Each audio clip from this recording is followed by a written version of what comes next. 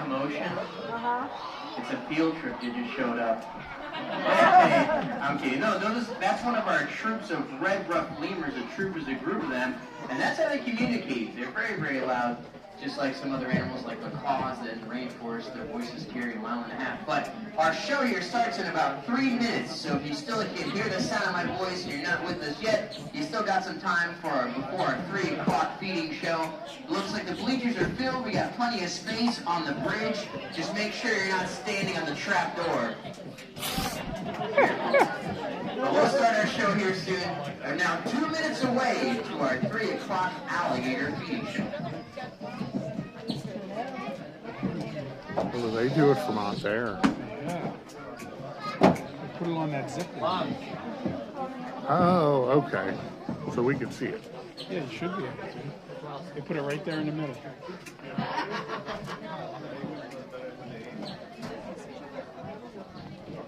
Okay.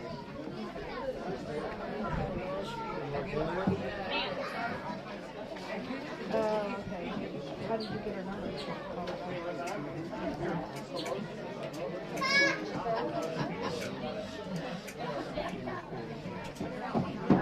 So it's disgusting what they feed them. What is it? They feed them big chicken legs, raw chicken legs. Oh, that's all right. That's disgusting. Why? That's what they eat. I know that's what they eat. That's what they use to hunt them.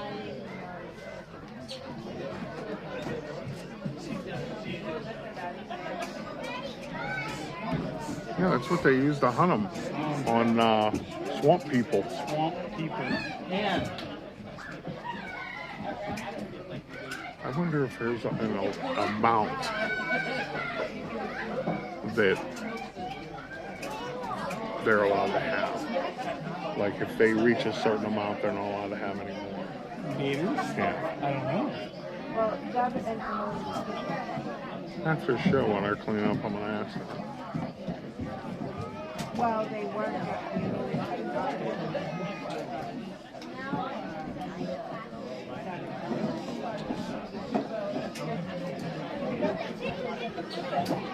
I don't know.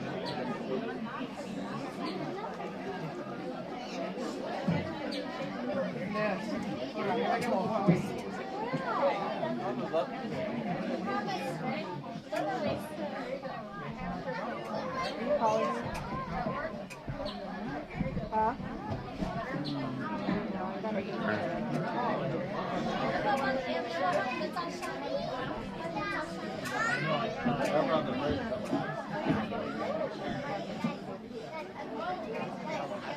Dad. All right, my friends, it is showtime. Welcome to Wild Florida. My name is Christian, and help me throughout the feeding show is one of my best friends in the whole world, my coworker Andrew. Everyone say hi, Andrew. Hi. He's also my stunt double in the show, so just in case, everyone say bye, Andrew. Bye. He will be a tremendous help to me, though, because you guys see that line that's hanging over the water? Andrew's going to hook up some food on the line to try and showcase the naturalistic jumping behavior of alligators and crocodiles. Now, really quick history on the alligators. A lot of people ask me how many are in here, where we get them from. There are just over 60 American alligators in our main lake here, and every single alligator is nuisance trapped from the state of Florida. So what that means, they were living somewhere out there in Florida, and then a person, decided it'd be a good idea to feed a wild alligator. That wild alligator then, remember, is people handing out food to get closer and closer, and eventually a trapper is called, sent out, and they're removed from the wild. And 9 times out of 10, those nuisance-trapped alligators are euthanized and processed for meat and hide, sadly. Now, luckily, we got these alligators from the trappers, give a second chance to life, doing a great job with it. We do this feeding show every day, twice a day, except Sunday. So I need some of your help, believe it or not, on the first jump here. You can move up. Is if they successfully pull a piece of food off the cable on that first one. I just want you guys to clap your hands, because that clap lets them know that feeding has begun. So all that boring stuff out of the way, we get right to the action with our first piece on the line. Now, don't clap yet. We'll wait. If they get it off the line, then we'll let them know they did a good job. And it does work. I'll explain that. But out on the line today, we have a beautifully trimmed piece of chicken. These are apex predators, though. That means they eat everything, the bone, the feathers. So sometimes it's whole rats, whole fish, whole chickens, feathers and all. But today, holiday special. Give some beautifully trimmed pieces. Now, you can see right side by side, we have a crocodile and an alligator. The one that's about to jump, that is our little female Morlet's crocodile. Her name is Queso. That's a species found in southern Mexico and Belize. And don't let her size fool you. She's one of the best jumping crocodilians here in the show. And she's thinking about it, and oh! Just missed it. And that's okay, because the alligator's right behind it.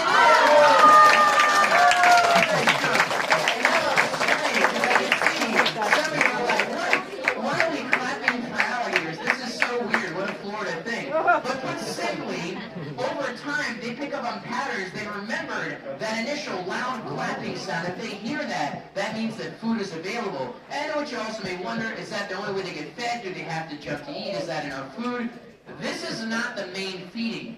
You guys, surprisingly, feed them a lot for us. That croc chow, the pelleted diet, dehydrated protein, vitamins, minerals, almost like vegetables and equivalent to the nutrition. So we do spot feedings throughout the month around the lake, but this is literally our way of giving them the option to exercise. They are cold-blooded after all. That does not refer to them being mean. They are just more slow-going when it comes to using their energy. So put short and simple, if you guys kept feeding them all day down at that dock and they were just floating in the water and you threw them food, they'd float there and get fat and happy. But this is a way we give them the option to use their muscles, get some exercise, and of course it's enrichment, different stimulation throughout the day. And you guys in the bridge, you can see, look down the bank. If they don't want to jump, they don't have to. And those are probably the alligators and crocodiles that were participating in yesterday's feed, or even the feeding earlier today. And there's a huge alligator. His nose is just sticking up. That's Long John right there. He is one of the biggest. Queso just missed again.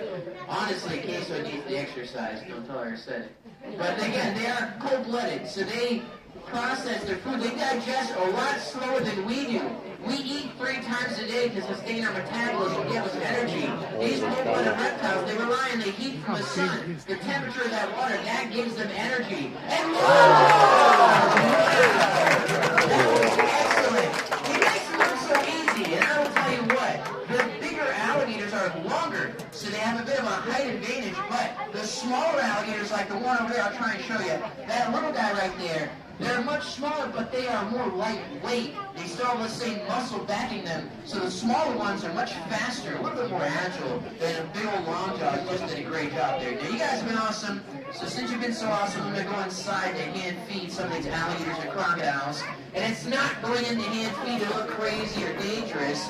We do this every day. It's a process known as operant conditioning. Put simply, this is positive reinforcement training with food, because alligators and crocodiles, they don't work for kisses and cuddles and pets. They need that reward of food. And again, what I'm feeding them is the same stuff you guys get to feed them throughout the day. It is called croc chow. It is literally designed specifically for alligators and crocodiles. And one of my favorite alligators is right here. His name is Einstein. So I'm going to ask 3 things. I'm going to ask Einstein to come here, to come up, and then to hold. And you can see, he was calm. There is no such thing as a tame alligator. If anything, these are now potentially more dangerous because they become accustomed to me giving them food. Oh, I don't want to go out to jump. Oh, just missed it. So this training, it helps us curb their naturalistic food behavior, that food reaction. So let's see if we can do some more training here with some of these alligators and crocodiles. So Einstein, you guys in the bridge, you definitely heard his jaws pop. I want to try and get him the mic. Let's see how he's feeling. So I'm asking him to come up. I'm going to ask Einstein to hold. Oh, I missed it. And once he holds still, I'll give him food. But he's got to hold still. So look at that. He kind of fell but lunged in that same way. When he gets a little too pushy, I'm going to make him restart. And then, food. Now this is Puff. His name used to be Diddy. He just keeps changing his mind. He's a great alligator. That's a brown water. And here we have Shrek on the right-hand side. There's another crocodile. Oh, you're supposed to eat it. There you go. Now Shrek has a big old snaggletooth in the front. He's a beautiful alligator. And you probably hear me say all these names like Shrek, Puff, Einstein. You probably think there's no way that Florida man can tell those alligators apart, but I can because I work with them every day, 10 hours a day. So little things make them different to me, whether it's the teeth, the tail, the head, they're all unique individuals. Kind of like parents. If you had identical twins to you, your twins look very different. To me, if I just met them, I'd probably think they were the same. So the concept extends to all these alligators out here in the main lake.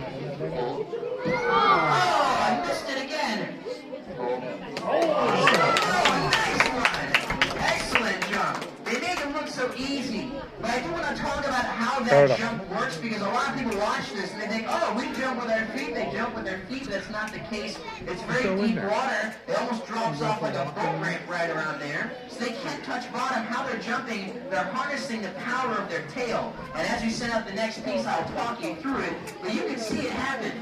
They line it up from afar, their head tilts up, their tail tilts down, and they swish their tail in an S-like motion, side to side. That gives them that propulsion they need to fly out of the water, almost like a rocket. Einstein, up. Come on up. You gotta hold still. Shrek, you gotta wait. There you go. Einstein's doing a good job. Nicely done. You guys got so quiet, it's like you're waiting for something bad to happen. Man, you make me nervous. And little Queso's still going. She's climbing on the back of that alligator. They do not work together out there, but she definitely takes advantage of her fellow crocodile. Wow! That was Big Louie. Great jump right there. And again, they are 90% bone and muscle. Humans, we're mostly water weight, so it's incredible to see them in display again. And you're probably thinking, that's cool to see, but would they do that on their own in the wild? The answer is yes. Alligators do not eat every day in the wild. They're opportunistic. They wait for food to pretty much be right in front of them. So why would they jump like that? If there's a bird nesting over their head over the water, if there's a raccoon or a possum crossing a branch, if they see food above their head, they will jump for it. And it looks like that smaller alligator right there, that's Leprechaun. He's thinking about going for it. Let's see if he'll show us a spectacular display. He's thinking about it. He's thinking about it. And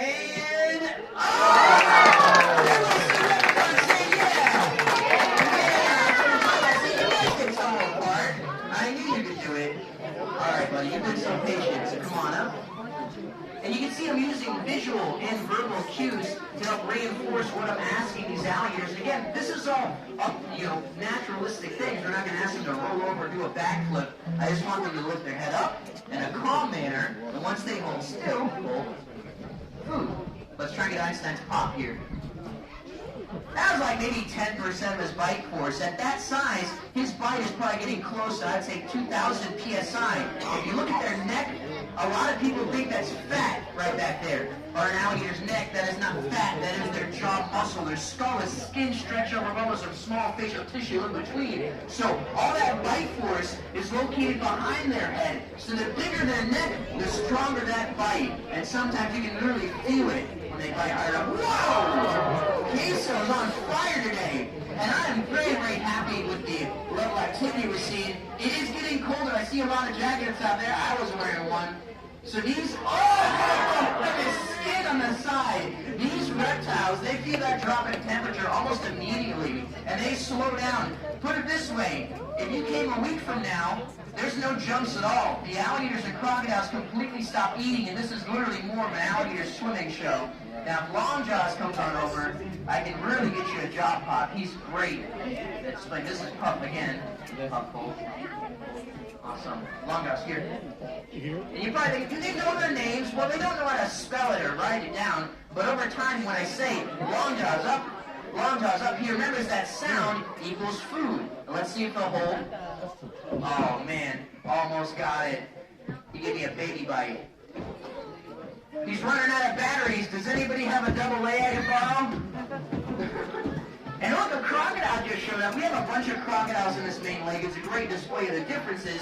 Like Queso out there, a little more we had a West African crocodile there, and an Orinoco crocodile just showed up in that bank.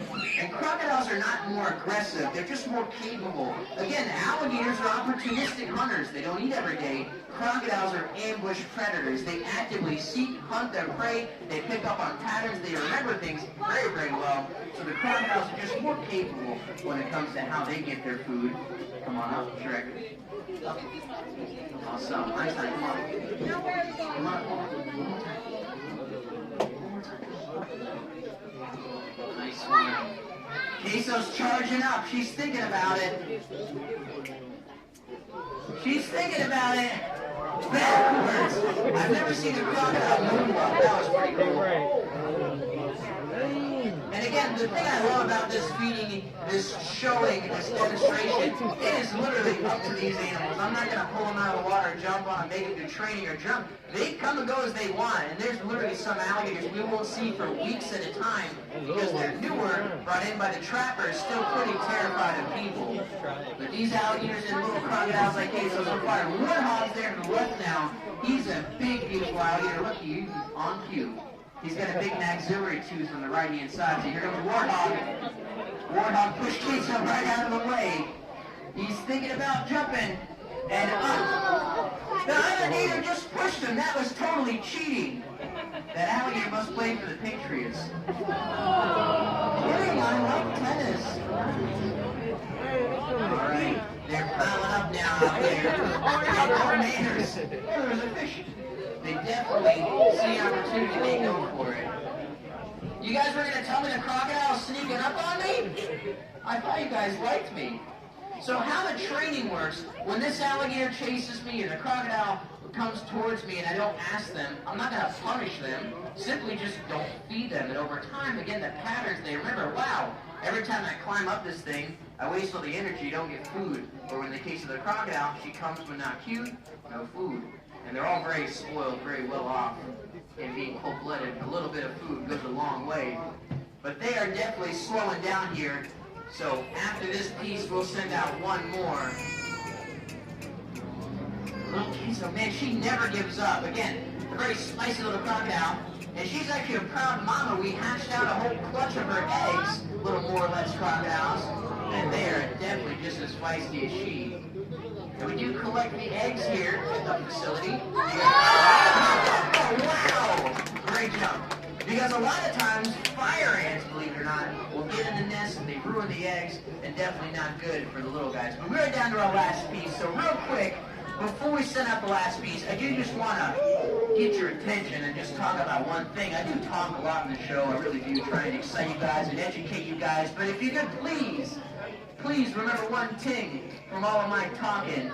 Just please remember to never feed wild alligators. That's literally how these were brought in by the trappers. We don't want them removed from the wild, but when you feed a wild one, all that goes out the window. They again think of people handing out food, they get closer, and then somebody calls the state, they send out a trapper, and we just don't want that happening.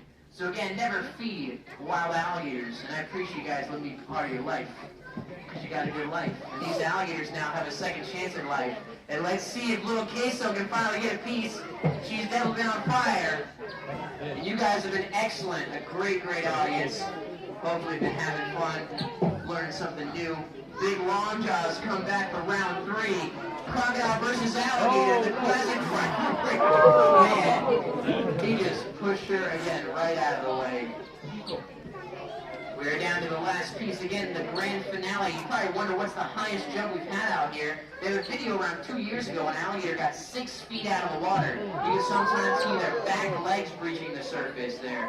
I don't want to block the last jump. Let's see. Big Louie, he's doing circles there. Alright, do I have any volunteers that want to swim out and grab that for me? No, never. Don't ever swim with alligators. Of all the recorded deaths of alligators, it's a very small demographic. It's literally the people that have been killed, the 34 deaths, 90% of them are men between the ages of 15 and 34 swimming at night under the influence of alcohol. So it's very easily avoidable. Just never swim with them in the wild. They are, again, protected. It is highly illegal to feed them.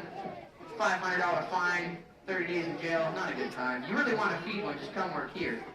It'll cost you an arm or a leg. But, oh, he spat it out, I think. He just went vegetarian. He had tomato on the line, stat. All right, little Queso, give it up. She can't get even higher. Honestly, the cooler weather, she slowed down considerably compared to her summer days. When it is hot out, a lot of you guys are melting out here, but these alligators, again, being cold-blooded, are literally on fire, full of energy. Wow! Just off the tip of the snout, we're into overtime. Who's it going to be? Down to the buzzer. Get out of the way. And give her a big round of applause. I hope you enjoyed. Once again, my name is Christian, that is Andrew. And if you did not enjoy the show, my name is Peter, and that's Daniel. Other than that, guys,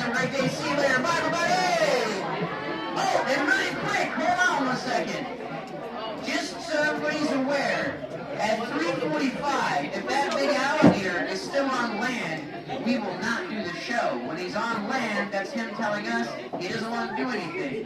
So feel free to hang out down there for 3:45. But again, if the alligator's on land by showtime, we will not do the show because he is the boss, not me. But again, guys, you were awesome. Hope you enjoyed. Stay warm.